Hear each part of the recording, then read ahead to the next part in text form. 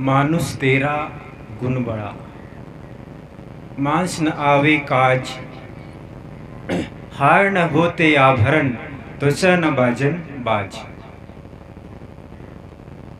सदगुरु कबीर के एक शब्द हृदय को झकझोर देने वाले हैं। उनके कहने का ढंग बिल्कुल अलग अंदाज में और उनके जो विचार सबके लिए है, चाहे वो हिंदू, मुस्लिम, सिख, ईसाई, मानव मात्र के लिए उनका ज्ञान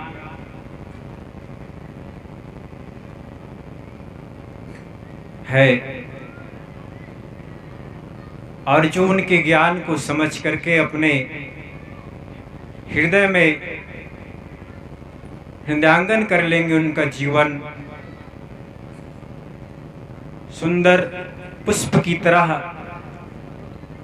सुगंधित और दूसरों को भी मनमोहक प्रदान करने वाले जैसे पुष्प होते हैं, उसी तरह से महापुरुषों के जो विचार, उपदेश, ज्ञान होते हैं।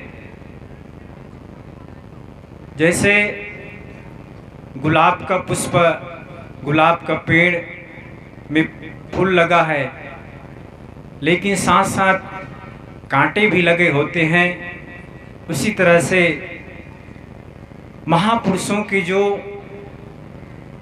वाणी है, भले ही हमको कुछ सुनने में कटु लगे, लेकिन साथ साथ में सुंदर पुष्प भी, फूल, सुगंध भी मिलता है। तो सदगुरु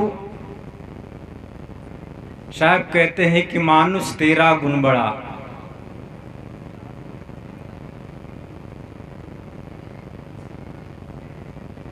कई लोग सोचते होंगे कि बहुत धन है, बड़े से बड़े पद में हूँ, बड़ा परिवार, खूब सुख सुविधा, गाड़ी मोटर, ट्रैक्टर ट्राली इत्यादि साधन संसाधन है, तो वो बड़ा है। लेकिन बड़ा वो नहीं है। सदगुरु कहते हैं कि जिनके अंदर गुण है वो बड़े हैं। वास्तव में गुण ही मनुष्य को महान बनाता है। सरलता, विनम्रता का गुण होने के कारण हनुमान जी भी राम के प्रिय रहे, और जितनी आज पूजा राम की नहीं, उससे ज़्यादा हनुमान की आज हो रही है। क्यों? क्योंकि उनके अंदर सरलता, विनम्रता का गुण, सेवा भाव का गुण उनके अंदर कुट कुट के उनके अंतस में भरा हुआ था। इससे प्रेरणा हम सबको मिलता है। कितने भी हम बड़े बन जाए, कितने ही बड़े धनवान हो जाए, कितने ही बड़े पद पर चले जाए, फिर भी अपने अंदर अभिमान न रहे, बल्कि अभिमान के बदले नम्रता, सरलता। कहते हैं सरल स्वभाव नमन कुटिलाई, यथा लाभ संतोष सदाई। जिनका स्वभाव सरल, विनम्र होते हैं, वही लोग आगे उच्च पदों में सुशोभित होते हैं। बड़े बड़े जो महापुरुष हुए हैं, इतना नम्र, इतना सरल होते हैं, तभी वे अपने पद में सुशोभित होते हैं। इसलिए हम सबको भी चाहिए अच्छे अच्छे गुण, सरलता, विनम्रता, दया भाव, करुणा, प्रेम, खुद के लिए प्रेम और दूसरों के लिए प्रेम। खुद के लिए प्रेम करने का मतलब है अपने जीवन से प्रेम, अपने आप से प्रेम जब तक नहीं रखेंगे तब तक हमारे जीवन में आनंद, खुशी, प्रसन्नता ये नहीं आएगी। अपने आप से हम प्रेम नहीं करते तभी तो हम शराब, बीड़ी, सिगरेट, नशा, धूम्रपान इत्यादि करते हैं। अपने आप से यदि हम सच्चा प्रेम रखते तो ये सब चीज खान पान नहीं करते। अपने जीवन के महत्व को हम नहीं समझ पाने के कारण अपने अंदर अवगुण को लाते हैं। जैसे एक अवगुण हमारे अंदर आ जाए तो धीरे धीरे सैकड़ों अवगुण हमारे अंतःकरण में जमा होते जाते हैं। यदि एक गुण आ जाए तो एक गुण के आने से भी हजारों गुण आना चालू होता है। इसलिए अपने अंदर में गुण को बढ़ाएं, दूसरों में गुणों को देखें, दूसरों की अच्छाइयों को देखें, उनके अच्छाइयों को देखकर प्रशंसा करें, उनकी जो भी कमियां हैं हम उसके कमियों को ना देखें। चाहे हमारे पिता हो, माँ हो, भाई हो, परिवार जिसमें रहते हैं उनके अच्छाइयों को देखेंगे तो हमारे अंदर भी अच्छाइयाँ का जन्म होगा, हमारे अंदर अच्छे अच्छे गुण का जन्म होगा। थोड़ा बहुत कमी तो रहती है लेकिन हम उनके अच्छाइयों को देखें, अच्छाइयों पर प्रकाश डालें। हमको दुख देने वाला हमारे दोस्त हैं और हमको सुख देने वाला हमारा गुण ही है। इस पर एक कहानी है। एक बहुत बड़ा चोर, कहा जाए चोरों का मुखिया, सरदार, उनके पास कोई कमी, ऐसे भी चोर लोगों के पास कोई कमी नहीं रहता। उनके पास बड़े बड़े भवन, मोटर, गाड़ी, सारी सुख सुविधा से वे रहते हैं, फिर भी चोरी करने की आदत,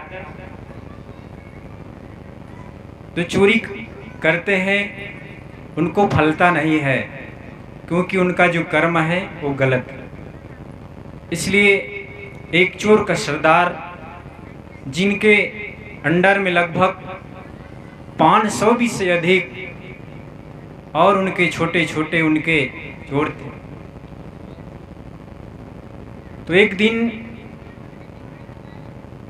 उनको आभास हुआ कि मेरे जीवन तो पूरा खाली ही खाली है, अशांति अशांति है, दुख ही दुख है, पीड़ा ही पीड़ा है। एक दिन वे संत के पास गए और संत जी से कहा, संत जी मैं बहुत संपन्न हूँ, मेरे पास कोई कमी नहीं है, धन दौलत रुपये पैसे, फिर भी मैं सुखी नहीं हूँ, मेरा मन शांत नहीं है, कुछ ऐसा उपाय बताओ, कुछ ऐसा युक्ति बताओ। तो संत जी ने कहा आज तो समय नहीं है, आज शाम हो रही है, कल आना। तो वह जो चोर का जो सरदार है वो दूसरे दिन आए और दूसरे दिन आकर मिला, कहा अब तो युक्ति बताओ, अब तो कुछ उत्तर बताओ महाराज जी। महाराज जी ने कहा उत्तर अभी आपको यहाँ पर नहीं मिलेगा, उत्तर पाने के लिए थोड़ा सा इंतजार करना पड़ेगा। और दूसरे जगह पर आपका उत्तर दूंगा। तो उस संत जी ने कहा कि आपको सामने जो एक पहाड़ दिखाई दे रहा है, उस पहाड़ पर सीढ़ी के द्वारा चढ़ करके और ये जो पत्थर रखे हैं उसको लाद करके चढ़ना पड़ेगा। कई प्रकार के छोटे बड़े पत्थर उनके पीठ पर लाद करके संत ने कहा कि इसको चलो चोटी तक चढ़ाना है। धीरे धीरे चढ़ते गए तो ऐसे भी जब पहाड़ पर चढ़ना होता है तो बिना सामान लिए भी थकान हो जाता है, लेकिन किसी के ऊपर भार लाद दो तो और भी ज़्यादा थकान हो जाएगा। तो वो धीरे धीरे थकता गया और कहता गया कि मैं महाराज जी समझी थक गया हूँ, इतना भार लेकर नहीं चढ़ सकता, थोड़ा सा भार कम कर दो। तो उन्होंने कहा चलो एक पत्थर गिरा दो। तो उन्होंने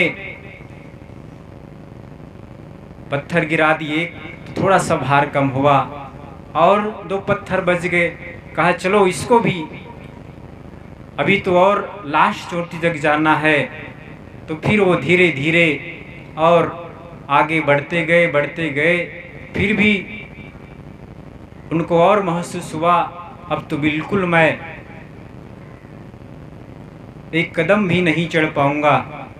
तो फिर उनको कहना पड़ा कि मेरा और भार कम कर दो।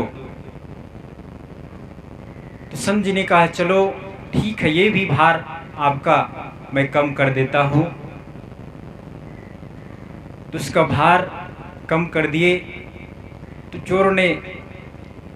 चोर को एक आराम महसूस हुआ, अच्छा लगा। वहाँ पहुँच गए चोटी पर। तो कहने का मतलब है उसको समझाना चाहते थे उस चोर को समझी कि जिस तरह से हम पहाड़ पर वजन को लाद करके चोटी तक पहाड़ तक नहीं पहुंच सकते, ठीक उसी तरह से आप अपने अवगुणों को, दोषों के पहाड़ को लाद करके इस भवसागर से पार नहीं हो सकते। दोष दुर्गुण को त्यागेंगे तभी हमारे जीवन में शांति, सुख, आनंद, प्रसन्नता ये सब कुछ मिलेगी। बहुत से लोग गंदे आदतों में फंसे हैं, फिर भी चाहते हैं कि हमको सुख मिले। नशा करते हैं और सुंदर स्वास्थ्य की कामना करते हैं। यदि हमको सुंदर स्वास्थ्य चाहिए तो अपने खान पान में, अपने भोजन में बदलाव करेंगे तभी तो हमारा स्वास्थ्य सही रहेगा। सुख चाहते हैं, शांति चाहते हैं तो उसके लिए साधना, संयम करना पड़ेगा। संयम से ही हमारे जीवन में सुख और शांति आएगी, और कोई उपाय है ही नहीं। तो मानुष तेरा गुण बड़ा, कहते हे मानव तेरा गुण ही तो बड़ा है। प्रेम करने का गुण, दया करने का गुण, सेवा करने का गुण, अपने माता पिता छोटों से स्नेह करने का गुण, सबसे कोमलता का व्यवहार करने का गुण, मीठे शब्दों में बात करने का गुण, ये सब गुण ही तो है जो हम सबको महान बनाते हैं। और सद्गुरु कबीर ने कितना अच्छे ढंग से कहा कि ऐसी वाणी बोलिए मन का आपा खोए, औरन को शीतल करे आपो शीतल होए। वह ताकत शब्दों में होती है जो आदमी को रुलाने में और दुखाने में सहयोग करती है। एक शब्द औषधि करे, एक शब्द करे घाव। हमारे जो कटु और तीखे जो वचन है वो दूसरे को घायल करते हैं, और जो मीठे शब्द हैं, मधुर वचन है, वो घायल दिल को, घायल अंतःकरण को भी कोमल, नम्र और जोड़ने के लिए एक कोमल वाणी। और जो मधुर और कोमल वाणी बोलते हैं उनके चाहने वाले, उनके मित्र, उनके दोस्त, उनके संगी साथी ज़्यादा होते हैं। और जो कठोर बोलते हैं उनसे लोग उनके निकट, उनके पास आने के लिए कतराते हैं, उनके पास बैठने के लिए कतराते हैं, घबराते हैं। इसलिए बंधुओं, अपने अंदर जितना ज़्यादा से ज़्यादा हम गुणों को बढ़ाएंगे उतना ही ज़्यादा हम सुखी होंगे, आनंद का अनुभव अपने आप में होंगे। तो मानुष तेरा गुण बड़ा, मांस न आवे काज। कहते हैं सदगुरु कबीर कि इस मनुष्य के शरीर का ये जो चमड़ी है, मरने के उपरांत कोई काम नहीं आता है। पशु के श्रांत होने के बाद उनका जो चमड़ी है वो उपयोग में आता है, उनके बहुत से समान चीजें, वस्तुएं बनते हैं, लेकिन मनुष्य के मरणोपरांत केवल इनको गाड़ दिया जाता है, जला दिया जाता है, बस। इसलिए जीते जी कहते हैं जिंदगी ऐसी बना जिंदा रहे दिल साध तू न हो दुनिया में तो दुनिया को आए याद तू। जैसे राम, कृष्ण, कबीर, बुद्ध, महावीर, ईसा इत्यादि महापुरुष आज नहीं है, फिर भी उनके आदर्श को आज याद करके लोग उनको नमन करते हैं, उनके रास्ते में चल करके खुद शांति का अनुभव करते हैं। तो मानुष तेरा गुण बड़ा, मांस न आवे काज। हार न होते आभरण तो च न बाजन बाज।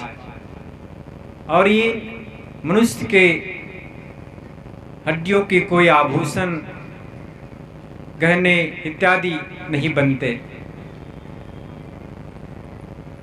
और ना ही इनका कोई और काम आता है। इसलिए हम अपने जिंदगी के रहते रहते, जीवन के रहते रहते अपने अंदर महानता, अपने अंदर में अच्छाइयों को जन्म दे, तभी हमारा जीवन आनंदित होगा और खुशियों से भरेगा, शांति से भरेगा, और हमारा जीवन पूरा लास्ट तक, जब तक जीवन रहेगा तब तक इसमें सुख शांति की अनुभूति मिलती रहेगी। तो थोड़ा सा विचार पूज्य साहिब जी के आदेशानुसार आप सबके सम्मुख प्रस्तुत किए। आप सबको साहेब बंदगी, साहेब बंदगी, साहेब। बोलो सदगुरु भगवान की जय।